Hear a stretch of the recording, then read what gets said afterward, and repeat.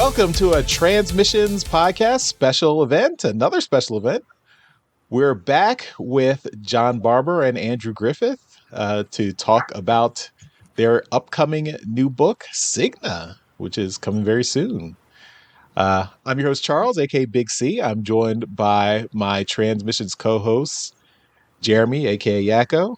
Hello. And Daryl, the Cybertronian Beast. Hi.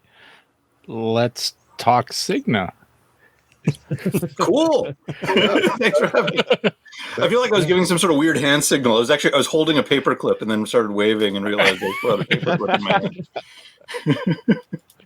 hand. It's great to have you back. We had you on just a couple of months ago to talk about your new project, and we promised to have you back when the Kickstarter was ready to go live. So we are fulfilling that promise right now, and thanks. Thank you. Yeah, it's great to have you back, and thank you for. We did get to take a look at an advance copy of the first issue. And I have to say, I was very impressed, excited about the story. You didn't send me issue 2, though, so what's up with that? Andrew. You're talking to me about that. But yeah, it's a really cool introduction. Ketna is kind of a badass here, so she's a very interesting character. We get a little bit of her backstory just in the first issue, and what she's doing in the current present, which is the future for us. So, but yeah, it's very cool.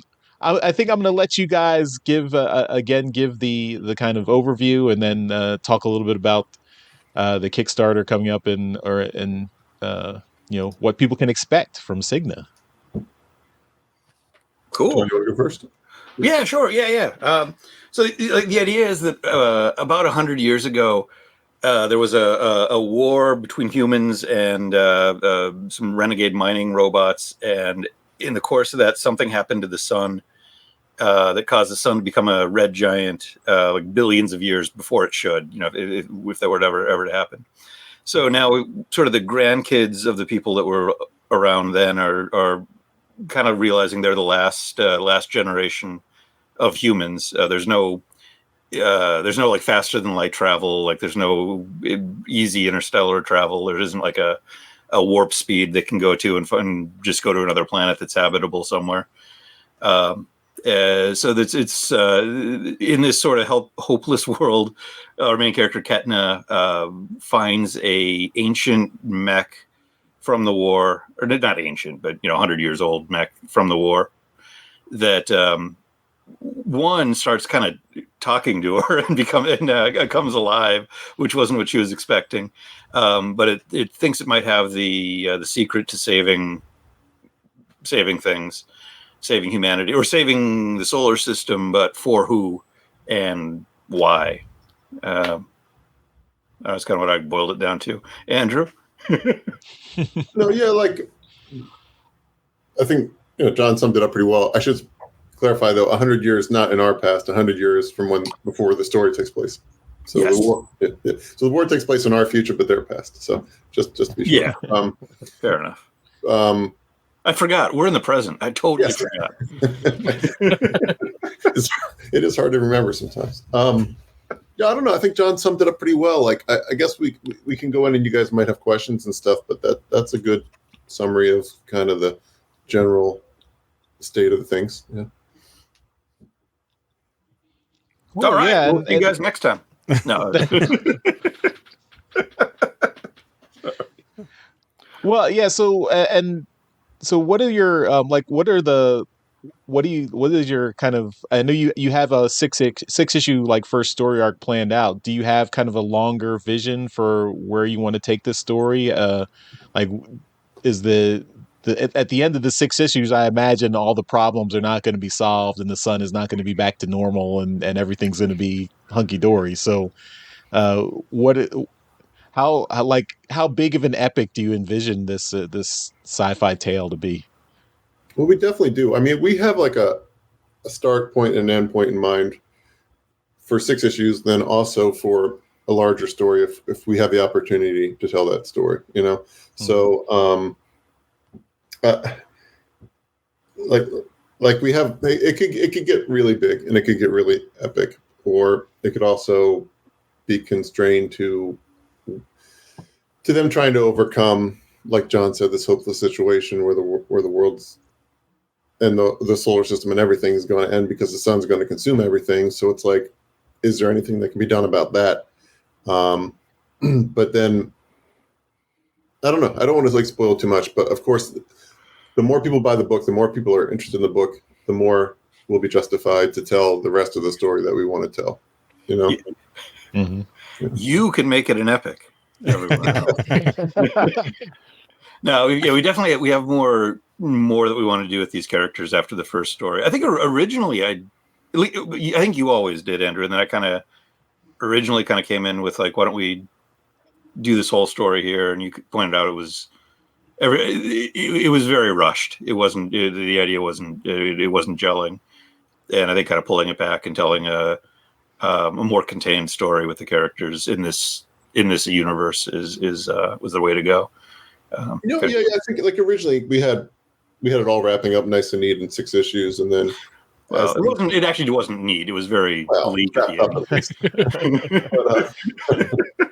But no, over time, you know, we just kept having more and more ideas, and we brainstorm things back and forth, and I was like, why don't we expand this a bit, you know, and like there's so much we can do here and so many ideas that we have. Why don't we add in these extra layers of depth and give ourselves a little more breathing room, you know, that we can really make the most of this.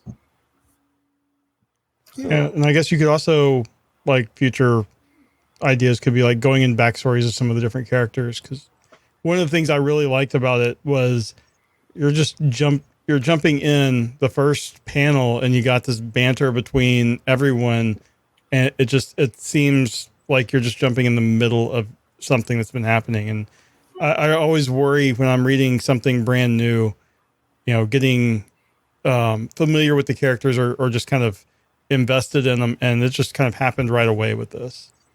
Oh, cool. Thanks. Yeah. Well, that was John scripting, by the way. Yeah. No, I'm just kidding. That was a joke. That was a joke. No, I mean, I did get quite invested because we actually lose a couple of characters pretty quickly in the first issue, and yes, there are stakes. That's right, there are stakes. But I mean, just the little time I had with those characters, they were pretty endearing. So you know, it was a little bit sad to see them go so quickly. But yeah, I mean that shows that there are stakes. There are there are consequences. So this is not this is a story that where, you know, things can happen. So well, I think that's indicative too of like how we work together, because for a long time we kind of, you know, shot back and forth different ideas of what the story was going to be and the broad strokes of the plot. And, you know, we both contributed ideas about where it was going and different plot elements and different twists we could have and things. But then like once all that was planned out, John went away and pretty much wrote a script, you know, and then he came back and like I knew there was going to be a main cast of characters, but he, you know, gave them names and personalities, and it was like a whole bit of a surprise for me when I saw the script of like, oh, this is cool. Like he put so much individuality into the characters and the setting and everything, that the specifics of it that I hadn't necessarily envisioned, you know. So then when I drew it, I got to put my side on it, you know, like come up with the characters. Like it was a nice co-creation of the characters and everything. Yeah, and then likewise, like once you got the visuals, you know, once I saw what they looked like, you know, because I really didn't have that much in my head on them. Like that made, so we actually did a plot first, and then Andrew drew it, and then I came back into the dialogue afterwards. And yeah, it was seeing them come to life like that. It was like, oh, all these people aren't, you know, they suggested more of their personality through the visuals as well. So yeah, I think that idea of like, you know, dropping in the middle of it and not going in and over explaining everything is appealing to both of us. I mean, I think like early on, I mean, not this is like a huge surprise given the two of us. Like, Transformers is obviously a thing that we were thinking about, and so is Star Wars. I think early on, because this is like gestating for a long time. This story, it was, kind of more directly Star Warsy. But this is going back to. I mean, I think I don't remember if we talked about it last time we were on here, but there was a version of the story that was very close to like what the Mandalorian show wound up being. Because this is how far back this goes, that we were talking about it before then. And it was like, that time period after the Empire fell, and it would have been chaos. They haven't really done very much in that time period in Star Wars, said we back then. And like that's totally, and this is a completely different version of the story that we've got now. Like that's very different. But like one of the things that I think probably remained that I think both of us liked was, we both grew up as the original Star Wars movies were coming out, and you didn't know everything about every character then, and it was all question marks, and it's not anymore. And it's still cool, I still like Star Wars stuff, but I know there's a Wikipedia entry on every background character in there. I know I can find 60,000 words on Max Rebo's legs or lack thereof. And and like when we were kids, it was just like, oh, who's that blue guy? You just knew him from the name of the toy, and that was it. But there's something really fun about that, about jumping in there and not knowing what that stuff is. But we actually, we've got a really detailed like roadmap for how things got to where they are. And I don't know that we'll ever see some of that. Like some of the stuff I think we're better off just never talking about probably. But some of the stuff definitely, we need to know it to understand how the world works. Right. And as the story progresses, some of that will be revealed, of course. Yeah. Right. But unveiled, and it was very much like, the opening scene of the original Star Wars. You're just jumped into this battle and you're like, what's going on? And here, you're like, this crew is just kind of in the middle of something, and you're learning as they go along, and it's just slowly coming to light what's going on. And I really enjoy stories that are revealed like that, rather than like the old style comics that were like, hi, I'm, this name. And you go through the entire cast in like the first two panels. Right. Yeah. Right. I'm thinking of the like Marvel Transformers number one. Right. When they all go through and introduce themselves. Yeah. But this was actually structured a lot more like cinematically, like when you watch a movie, especially like a Bond movie or something, where you have this long extended action sequence that introduces you to the characters and the current setting and scenario and everything, and starts to set up the plot a little bit and gets you thrown into the world like right away. So that's kind of what we were structuring it around, I think. Well, I got a very Guardians of the Galaxy #1 feel out of it. Right. Oh. The movie starts with the movie starts with Star-Lord kind of going, doing his thing, right? And then kind of all hell breaks loose, and you go from there. So I got a real Guardians of the Galaxy #1 feel from that. You know what? That was not in my head, at least. That wasn't in my head, at least. But I see it. Yeah, I see. Well, that. I'm much less of a Star Wars nerd than Jeremy is, and obviously you guys. So I've seen the movies and I enjoy them, but I am not a Wikipedia member. Yeah, he's not as cultured. Yeah, also, like we talk about Star Wars a lot as a touching point and stuff, and like, but the structure I'm talking about, like the first issue, I wasn't even thinking so much of like Star Wars. I mean, some of the movies start out with a long action sequence like that, but I was thinking more of like Bond or like other action movies, that have like a long establishing action sequence. Yeah, I was actually, one of the ones I was thinking of was Ultimates #1. I don't remember. I think we talked about that a little bit. It was just like where it was just an all big. Yeah. Read that when it came out. It was like an extended World War II, like Captain America sequence, and that isn't really what we have here. But like, it's just that idea that we like there's a lot of action in the first issue, but I think it's a lot of action that kind of pushes hopefully pushes the characters forward, and the characters have to make decisions in that action and stuff. It isn't just like I don't think either of us are really interested in just fighting for the sake of fighting, a bunch of smashing stuff. I did really like the battle scene was in in addition to being, kind of, rock'em sock'em robots, but also having that, like, showing the intelligence of the main character and how she, like, overcomes the obstacle in the story, and how it's like set up ahead of time about, like, did you get the right upgrade for your suit? Did you, and it's like, it was really, I thought that was a really kind of cool way to demonstrate her intelligence and then her resourcefulness, and then how that all played out. So yeah, that was I think you really helped keep us on track on that one, Andrew, because I think there were some parts where I was kind of getting. Well, it was important to me, like, I don't know, to make sure that she wasn't too naive, also wasn't like too experienced, and like you didn't want like a Mary Sue kind of character, but you wanted somebody who obviously showed some type of talent to be doing what she's doing. And so I think a lot of that comes from, like, she's a resourceful character. She's not the most experienced, she's not the most like worldly, but she's got like a resourceful kind of make it up as she goes along kind of way about her that lets her get through these situations. And I didn't want her to be incapable or like having to rely on other people too much, Yeah, but she does mention, I first thing I learned from this character was to do this, and so it gives a basis to kind of some of her knowledge level. She's learning from everybody, and she's taking what they're saying and incorporating it. Well, she has common sense, right? That's the main thing that I got. But yeah, she's also seems to be like knowledgeable and eager to learn. Mm-hmm. Right.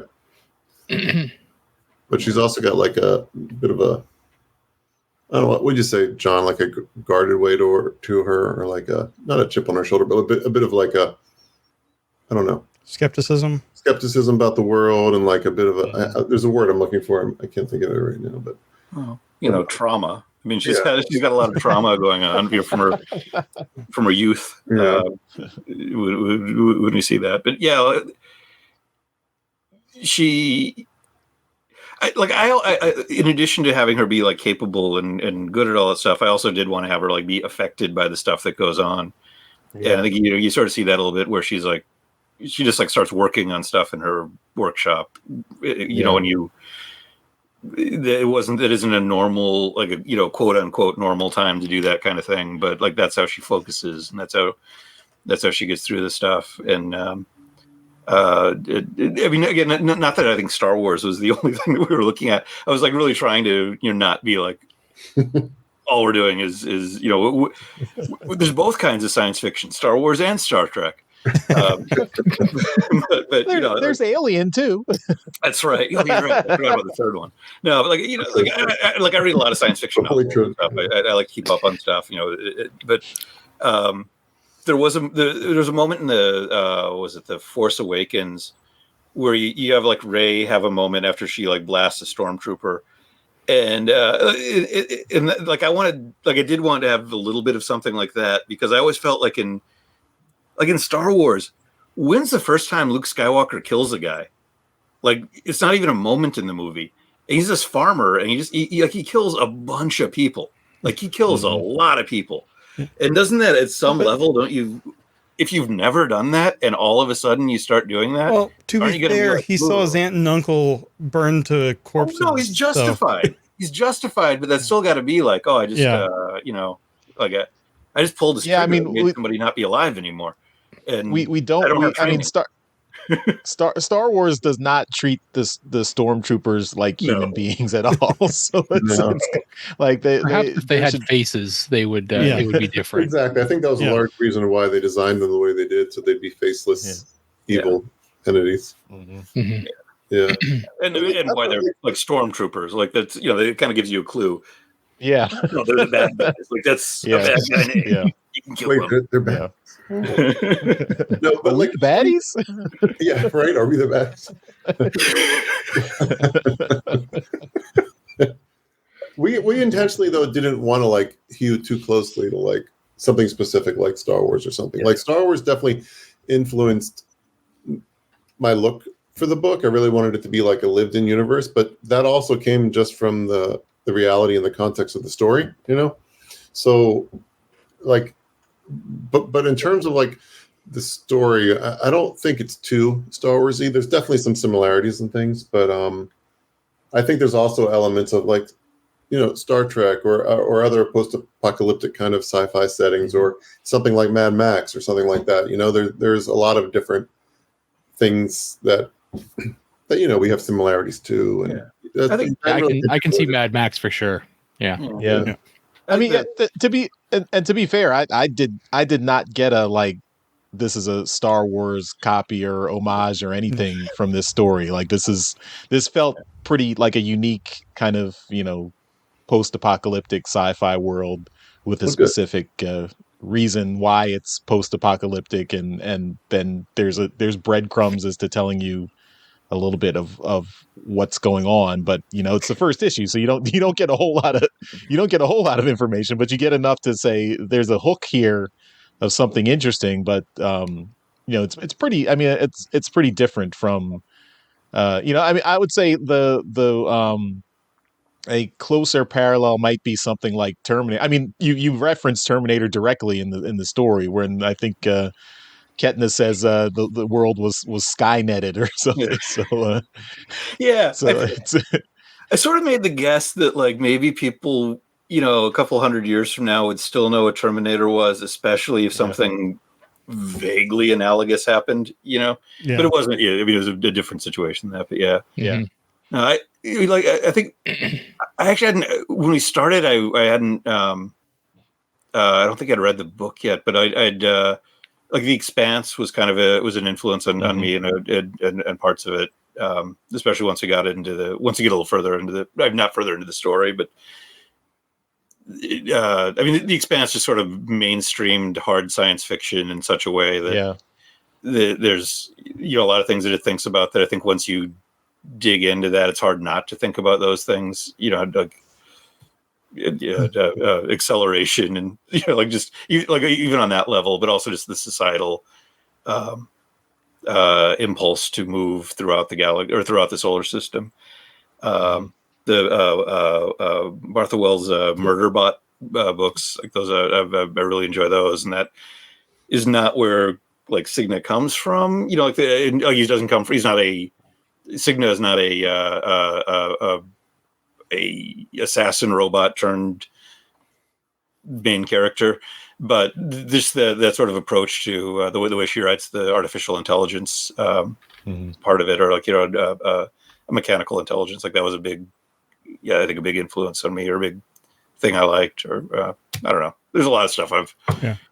And we talked a lot about like how we want to gear this more towards like a hard sci-fi rather than like space fantasy, So there's still a bit of hand waving, but we always try to keep in mind like, well, would there be gravity here, or how is the inertia going to affect the way people are affected in the ship, and things like that, and how much of the sun's light's going to affect you when you're this far out from it, and that sort of thing. You mentioned magnet shoes, or like activating magnets on the shoes, and that kind of tells you right there, okay, no anti-gravity. Right. We try to throw those kind of things in there.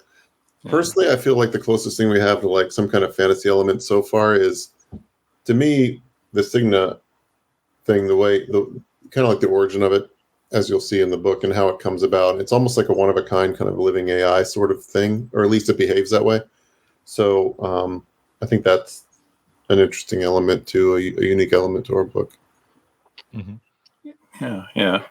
We're not. It doesn't take months to go between places where it would in real life almost definitely have to take months to go between. So you kind of like, okay, they've even The Expanse had to do that. Like, oh, they've got a way to go faster than efficiently faster than you should be able to. Right. But again, 200 years ago, who would have thought we'd have the stuff that we have now? So and some of that's hand wavy, but also some of it's like, I think we can justify it. I mean, we went from the first airplane to landing on the moon in less than 100 years. So right. Things can advance. Yeah. Andrew, do you want to touch on the design of the ship that they use? Because I noticed in the book, I think it was one panel, but I noticed it where the ship kind of has a dock in and of itself. It docks with itself to go in. I'm assuming much further into deeper space, but they've got the smaller component to kind of go into the planet. Well, that was kind of part of it. I mean, that was intentional. Where like the main part where like there's the cockpit and like the essential, I don't know, services or whatever you call it of the ship, like controlling the ship could be like a drop ship where you can actually go down into atmosphere and stuff. While the modular components that they leave up in space orbiting wouldn't be as aerodynamic because we don't have like that magical spaceship that can fly in any atmosphere like a Star Wars or something. You know what I mean? We don't have like the anti-gravity that would let you fly into an atmosphere even though you don't have the aerodynamics for it. So I wanted a ship that could at least, like I said a few minutes ago, at least like you could rationalize a way that it would be feasible.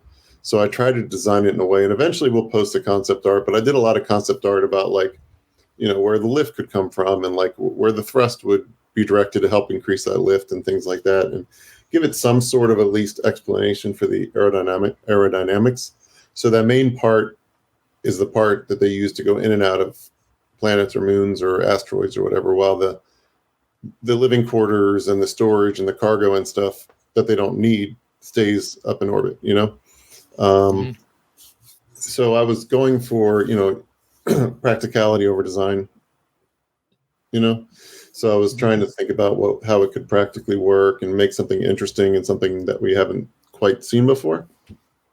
And in my mind, it did have a rule in the past as humans explored the solar system where, like, we haven't gone in and explained this yet, and this could change, but in my mind, it was some sort of like long distance, like transport through space, maybe from Earth out to Jupiter or Mars or something. It would go back and forth, and it was like a progression of the current, you know, spaceship kind of traveling capabilities that we have.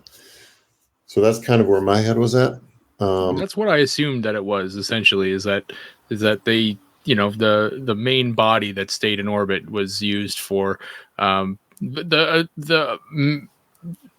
main component of the fuel was up there, right, and the rest of the storage was up there, and everything else that was unnecessary for, you know, the missions that would be up and down and, you know, from the main dock to the planet and whatever, that would just stay in orbit. And that's essentially what, so that's, and then it being a larger vessel being capable of traveling much longer distances. So, yeah.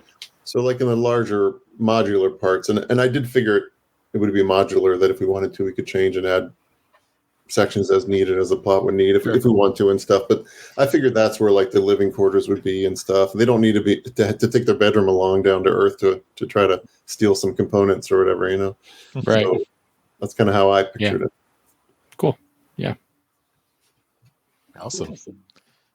So now the Kickstarter is, as I think we'll release this either the day before the day the Kickstarter goes live. So maybe I don't know if you have all the details worked out at this point, but like what's going to be, what kinds of goodies are you offering in the Kickstarter? Or do you have any like, you know, high level tiers for people who want to back this thing?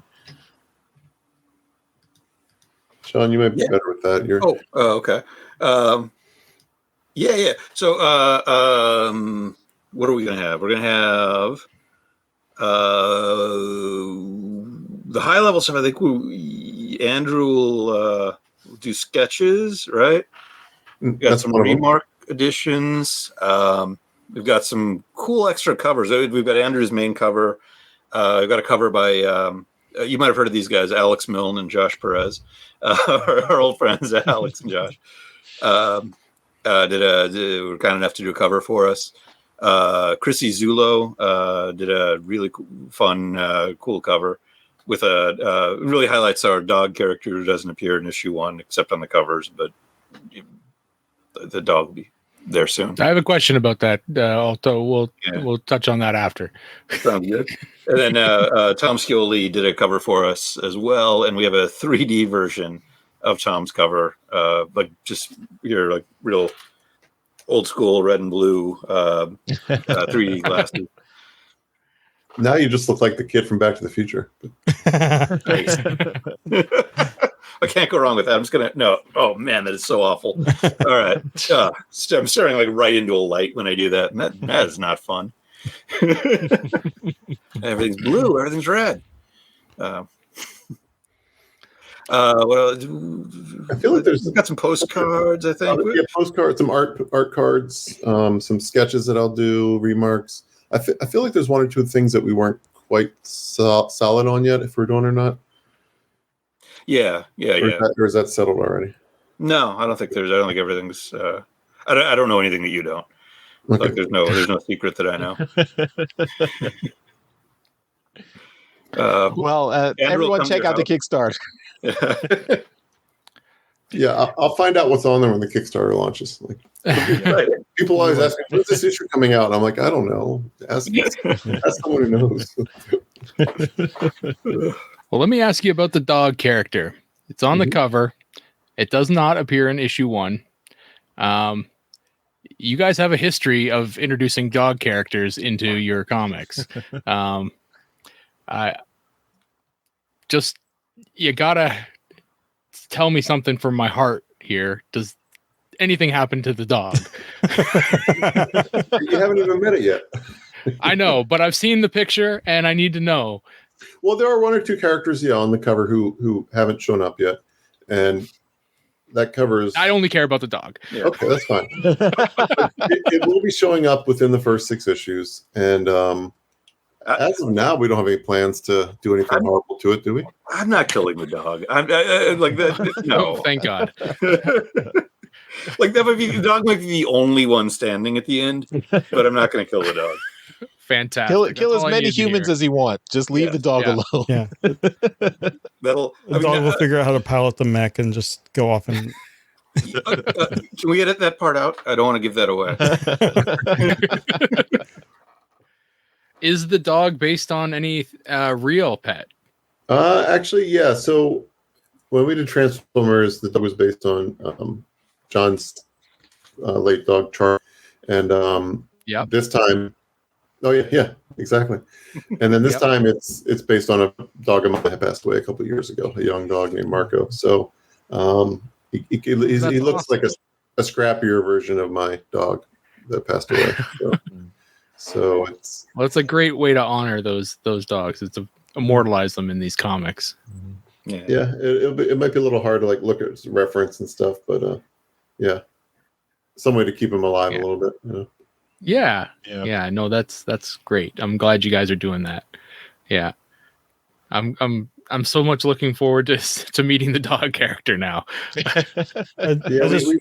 Since I know you don't have anti-gravity, just looking forward to seeing like a dog just floating by. They have leash laws. They're a little different though. You just kind of got to keep them pinned down. It's like a balloon. It's like exactly a dog for one. Dog balloon. It's like those. It's like the fake zeros you can buy at Disneyland, where they've got like the metal. The metal you're walking an invisible dog, except you got a real dog on it. But no, I mean we were kind of known for having Buster and everything, and Thundercracker and all that in the Transformers comics. So it's like we might as well go with what we know people like that we can do. We know we can do it. Write a dog. Yeah. I don't know. Is it even that cynical? We just like having dogs in our. Well, I mean, I think it does offer a little bit of hope for a dystopian future that at least, there are still dogs and humans still kind of, have a relationship.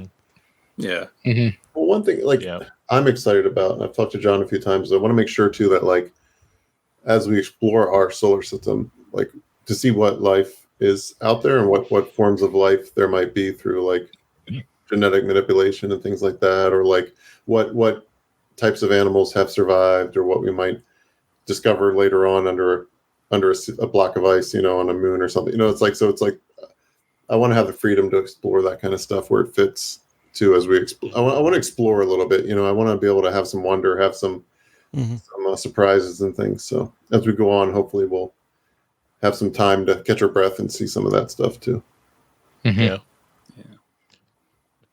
Well, just I mean, since for those watching who may not, I mean, I hope people know this, but if you don't know this, John and Andrew collaborated on several issues of Transformers One or for two. IDW back in the day. um, so I mean, it was like like 57 issues of Transformers, Robots in Disguise, and then Transformers, and then like 25 issues of Optimus Prime, I think, I and think then Unicron and Transformers ended at 55, right? 55. And I Okay. wasn't on every issue, but I think that series stopped at 55, I think. Something like that, yeah. Yeah, But I then we definitely also like that one did was. Salvation, we did Bumblebee. You guys Yeah. made a lot of comics. Yeah. At some point, Yeah, you so- should stop counting. And I'm So reminded I was- when people like, I'm sorry. Well, No, go ahead. Finish your I'm point. reminded of that when people come to conventions with a stack, this high of comics to sign. Daryl. So it's like, wow, I worked on a lot of comics. And those are all like, it's not like those are multiple covers of the same issue. Those are like one issue, piece.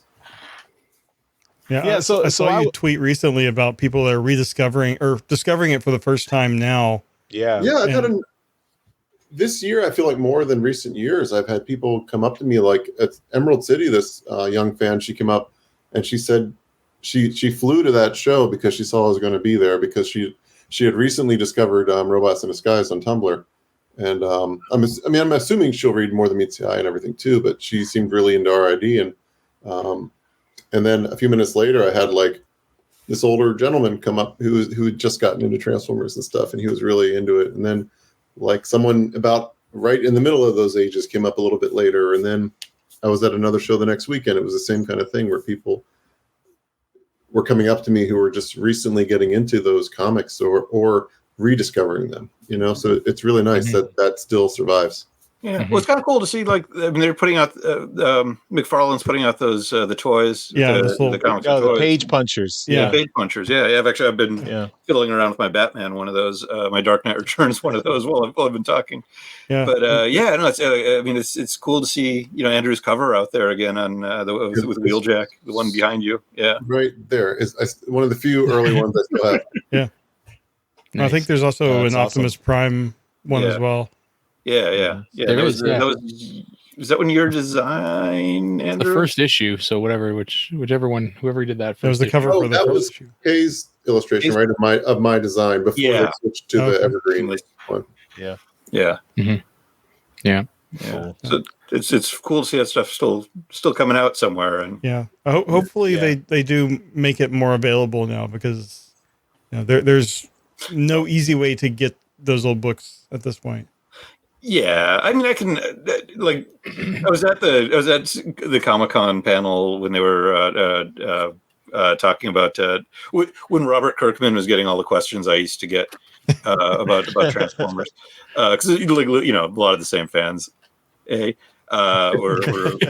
there, and that was that's awesome. But like, I'm sure at some point they'll reprint that stuff. I totally understand them wanting to make their own version, the one that you're getting, and not dump out a bunch of material, especially a bunch of material that, even though it's not as super easy to get, isn't the hardest thing in the world to get. You can they're not in print, but you can buy them on eBay, and I don't think they're going for thousands of dollars or anything. So I totally get it, but I am excited for the day when they do come back in, and that'll be cool. Yeah. I still am disappointed we never got IDW collections of the whole run that we ran out of. IDW ran out of license before it got to the end of the run. Yeah, unfortunately. Yeah. Well, that's the other thing I've been hearing about is like how expensive some of those trades are getting to be. So I have some long boxes and stuff of like some comps and trades. I got to go look and see what I still have. Yeah. Yeah. So what were there any lessons you took away from your time on Transformers in terms of just kind of long form comic storytelling and how, because you spent a lot of time building up a lot of stories. I mean, you had to mine a lot of content that came before you, and so you came in kind of in the middle of the story and then kind of made it your own. So were there any lessons that you took away from building that kind of continuity? No, I really didn't. I was trying not to pay attention. No, I'm sorry. No, I don't know. I'm trying to think. What was the funniest thing when I originally pitched this series? I think I'm sure I've told this story before. But I had a 12 issue outline. And then I was like, you know what? I'm going to make it 13 and see if I can get another paycheck out of it. But not really. But I was like, I'm like, okay, let's go for 13. Let's see if I can do 13. That'd be good. And then once the series came out, it became apparent we weren't going to get canceled right away. And I mean, there was always, it's comic books, so that was always a danger. I definitely did. At a certain point, it came up because I think we launched, and then New 52 came out right after that. And there were definitely, I don't even know if I've ever said this to, I don't know if I've ever said this to anybody. There were discussions of well, maybe we should just cancel Transformers and do a New 52 type thing and just start over with a new number one and a whole new universe. I was like, well, let's see how these first issues go. And then they sold out and went back to press. Although, I mean, if we'd been selling, I guess if we got rid of us and got Daniel Warren Johnson and got those numbers, maybe that would have been better. I don't know. I used to be really happy that the G.I. Joe issues I did sold out. I was like, wow, that's really impressive. And then now, anyway. Yeah. Well, I mean, he came with a built-in audience. But just get anything he buys. The whole relaunch was a big excitement. But sure. Anyway,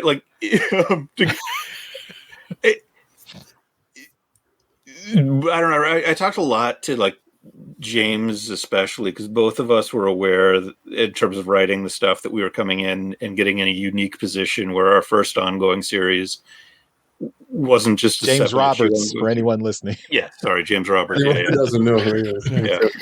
That that we you never have that. You know what I mean? We got so lucky to have this long form space available to us with, I mean, really a minimum of interference compared to the way those things usually go anywhere. They're we had crossovers and stuff, but they were our own, at least. It wasn't like an event in Ninja Turtles didn't cause us to have to go do something. Ninja Turtles, that's a great comic, but that wasn't just we weren't relying on other stuff. I don't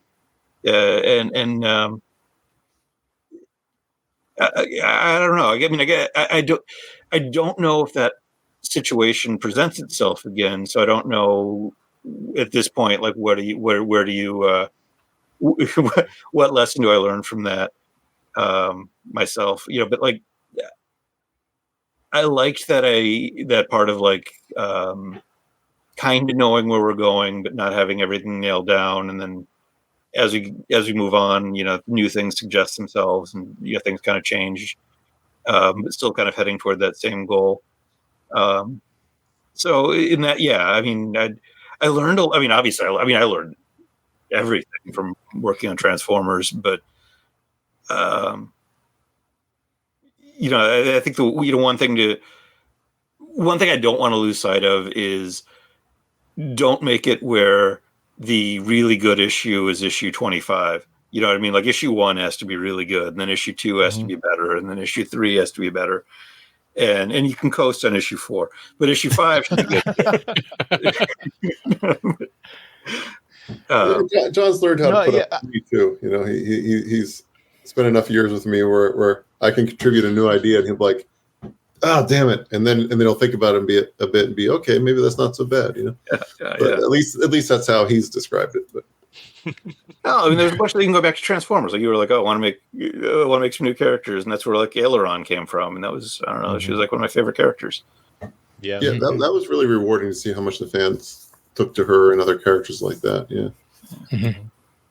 I mean, I definitely agree with your sentiment about making each issue have something impactful in it. I think that we've reviewed other comics on our show where that's been kind of a central complaint, is that the story that there's a little bit interesting in each issue, but each issue doesn't have a beginning, middle, and end that tells a single story. You're supposed to, it's a serialized story, but each book should have if not self-contained, at least, a story that has some resolution in the book before you move on to the next thing. And that's something I definitely think we appreciated that in Robots in Disguise and More Than Meets the Eye, that each issue had a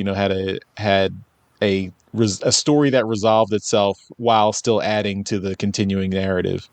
And I think that's something that needs to be kept in the forefront for writing comics and drawing comics. So, and one thing I'll point out, at least I want to point out, is if people liked what we did on Robots in Disguise and what we put into it, the themes and the sort of art and the detail and John's world building skills and all that kind of stuff, a lot of what we learned and practiced on RID, we're kind of honing on Signa. We're throwing all that into Signa 100%. I think if people liked what we did then, I think they'll really like what we're doing now. So even if they're hesitant to dive into characters they don't know, I think they'll appreciate it if they give it a chance. Because a lot of similarities. I'm sure that when we get to issue 6, we'll find something and then go back to issue 1 and see where that was set up, and we just completely, it passed us by in that first issue. Oh wait, let me write that down. What was that? No, I hope so, yeah. No. There's definitely things being set up that I think, fingers crossed, will pay off really well later.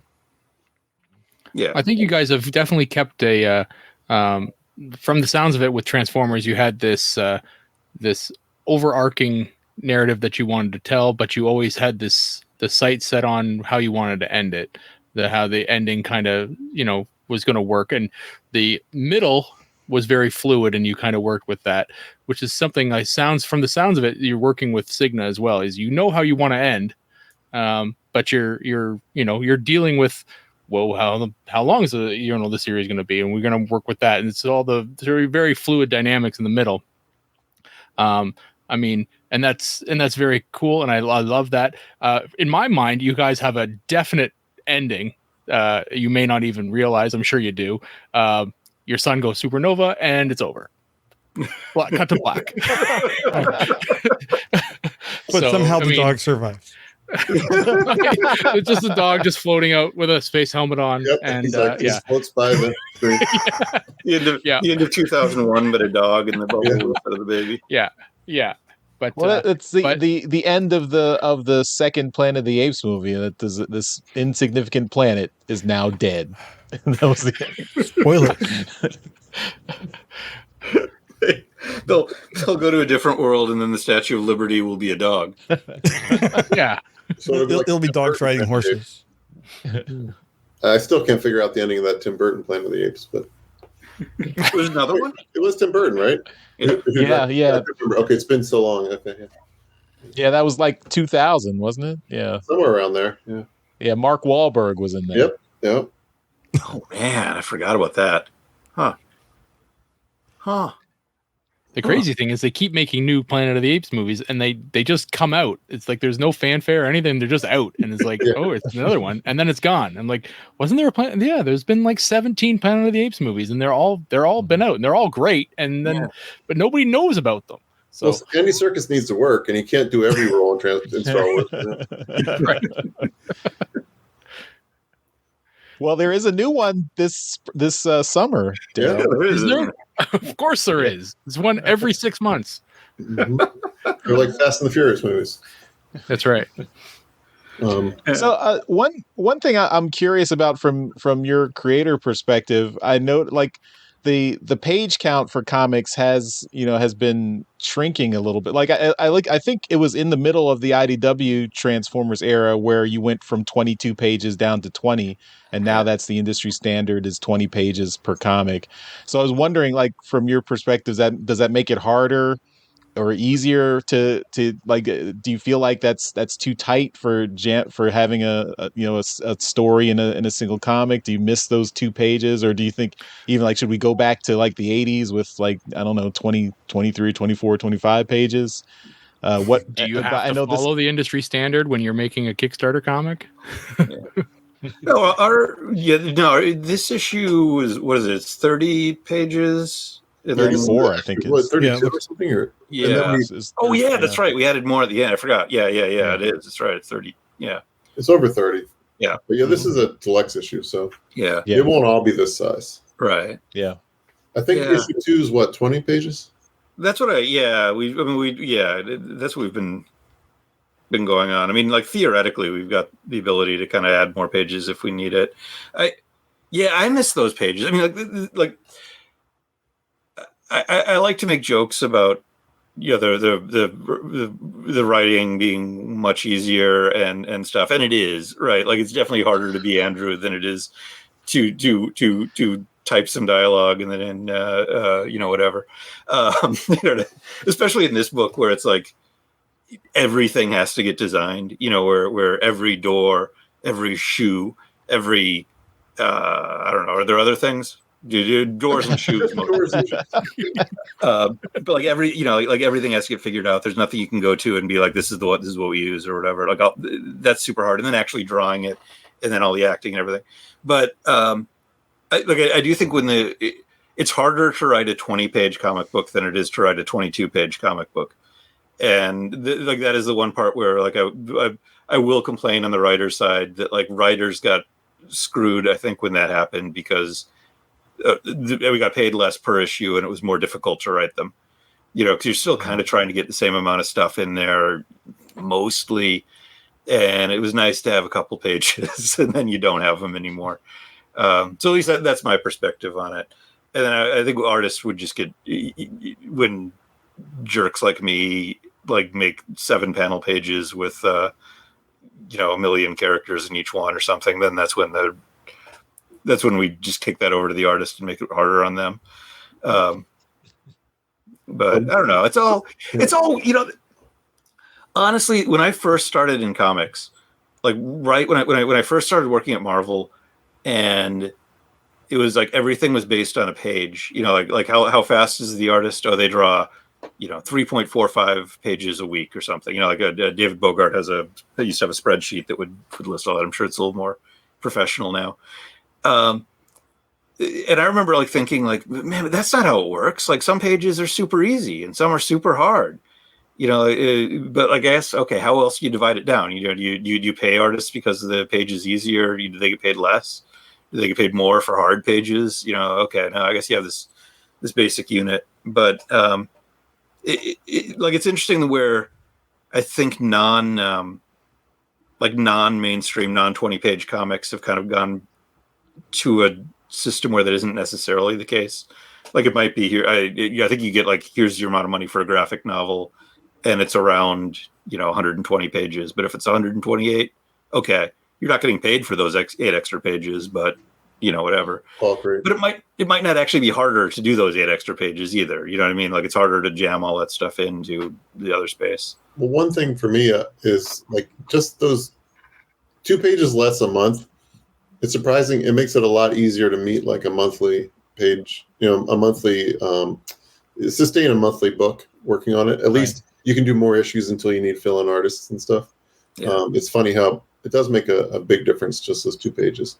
And maybe that's because it's condensed more, so you have less like splash pages and things like that. But I don't know. But it does seem to move things a little quicker as an artist. It makes it easier to feel like you're going to get to that goal, because a lot of times when you're 4 or 5 pages in, it feels like it's like, wow, I'm never going to get to the end of this book. But it makes it feel a little more attainable, Yeah. Yeah. And then it doesn't really affect your pay because by the time you're done with that, you're starting the next issue. So yeah, that's exactly. It didn't impact artists the same way because the artists were usually drawing the most they could possibly draw anyway. Like it impacts you if you're getting hired for a one shot somewhere, but it doesn't impact you if you were like the ongoing artist on something. Mm-hmm. Right. Okay. And speaking of which, I always tried not to lose sight of how rare it was that we had the opportunity to do Robots in Disguise and stuff. And like, how often does it happen anymore where you have a creative team working together for that long on one continuous story? It's just that was a pretty unique opportunity that we had. Yeah. Yeah. Oh, definitely, man. That was great. Yeah, I don't think it's even better now. Anymore. Yeah. I mean, look at Daniel Warren Johnson just fired his artist on Transformers, and issue 7 is going to have a whole new artist. Finally.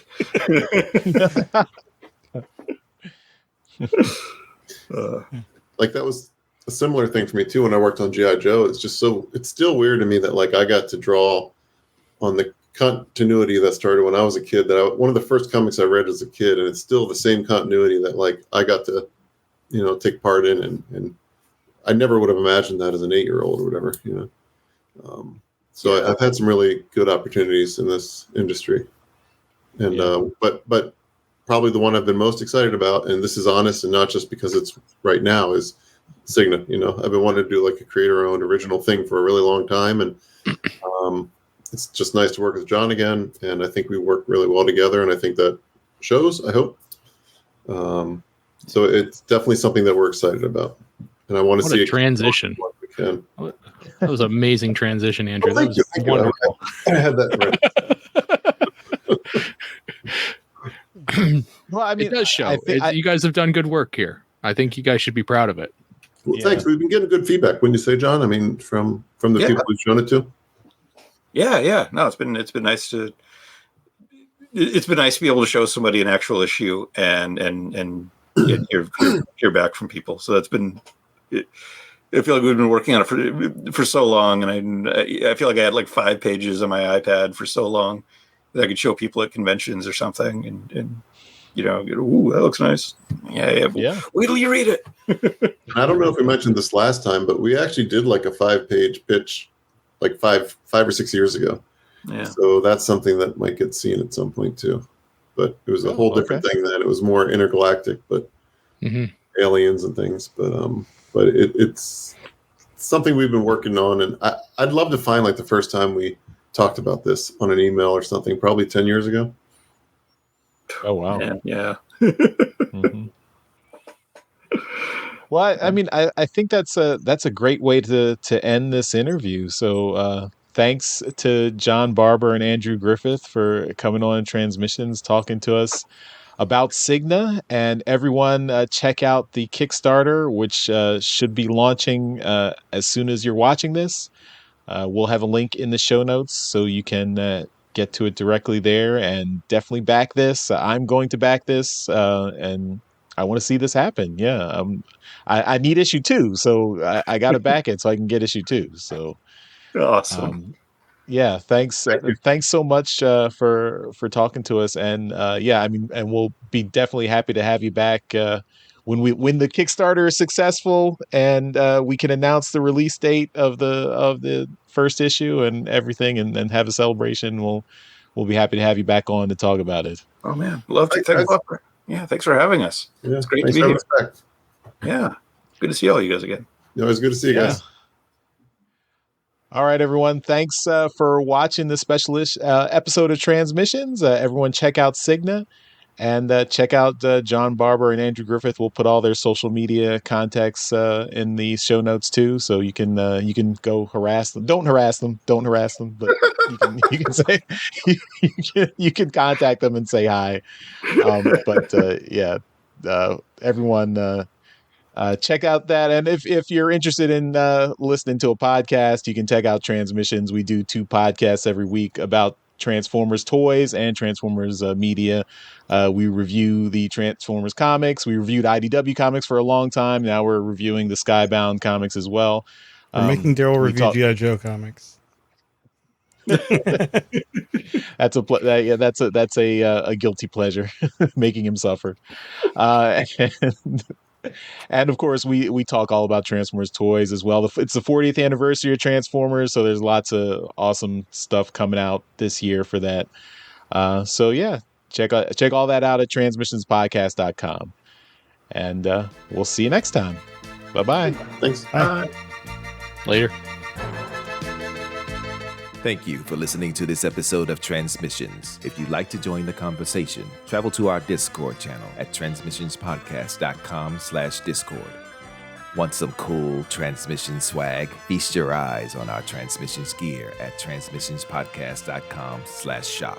If you'd like to support our podcast, go to transmissionspodcast.com/support or tell your friends about our show. We'll see you next time.